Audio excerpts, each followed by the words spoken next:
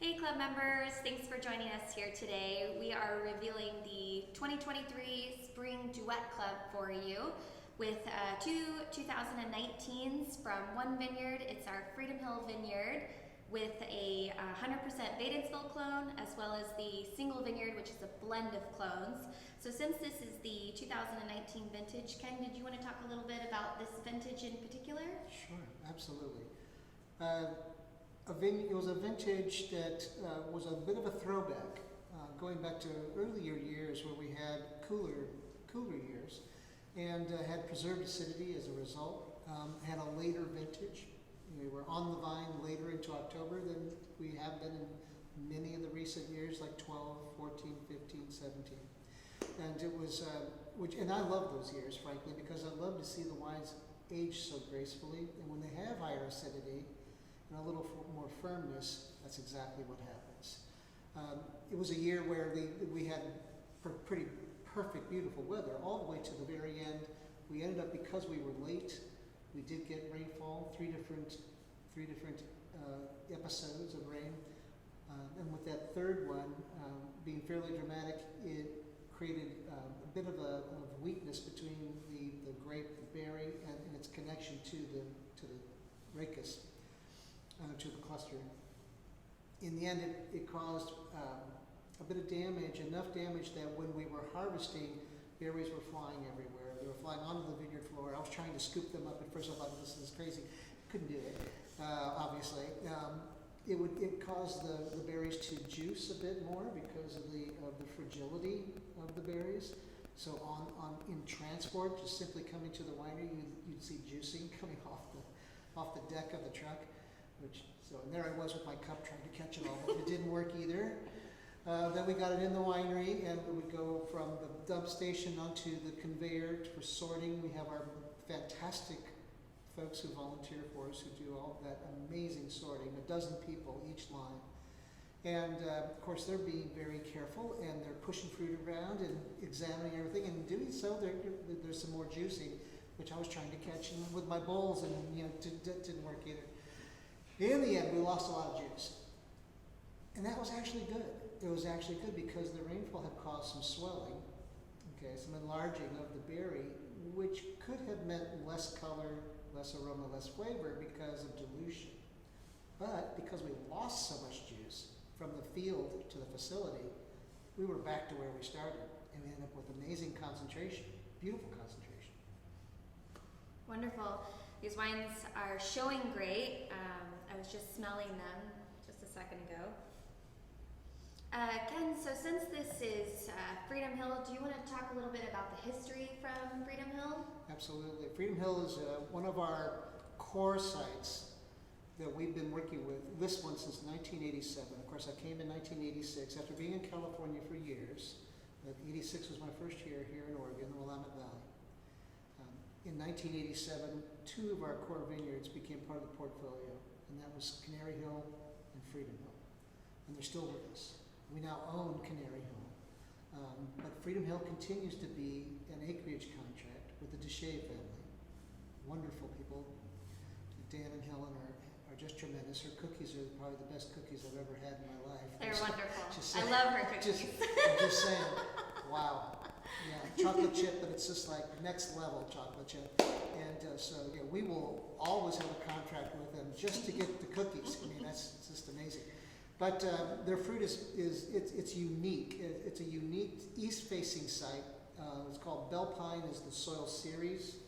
And so it is sedimentary in nature. You have topsoil of about 4 feet, 4.5 feet, and then you have literally like old sand below that, just going down forever. It's old ocean bed, in fact, in the form now of siltstone and sandstone. Those mineral-driven sites like that, with the old sand, tend to be more savory, which it totally is. You start to see things that are not just fruit-based. You start to see anise and clove, tobacco, leather, all kinds of things that are other than fruit, and they're really intriguing. Just that's what you get from marine-based sites like that. They did go through a terrible period of time where the vineyard was destroyed by phylloxera in the late 90s. It's back, and it's doing beautifully. We re-trellised it. In fact, we gave us an opportunity to do a restart, and it was seriously positive, actually. And now the vines are of age again. They're deeply rooted, and the wines are absolutely stunning. Wonderful. So we have the Wadensville clone, and then the single vineyard is a blend of clones. So how many clones do you take from Freedom Hill?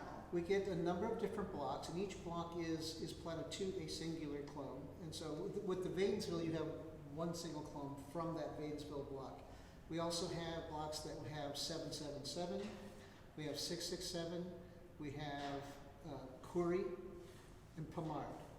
And so they're all different, a little different in their characteristics.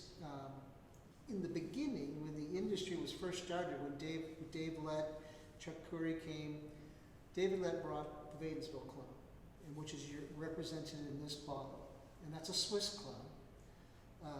It's a beautiful, ethereal clone. It's not a big wine. It's not muscular, tannic, or terribly dark in color, but it is absolutely beautiful and nuanced and detailed and complex. It's gorgeous.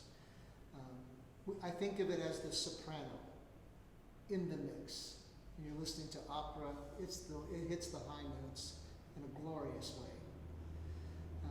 Pomard would be the opposite. Pomard would be the basso. Pomard is that underbelly of the wine, that deep, dark qualities in the wine. It is rough and tumble. It has tannin. It has more structure, and so it provides the more, you could say the more masculine, if you want to. Whereas the Wadensville is more feminine. Together, they're amazing. They were the two clones that really were the basis for the early success of this industry.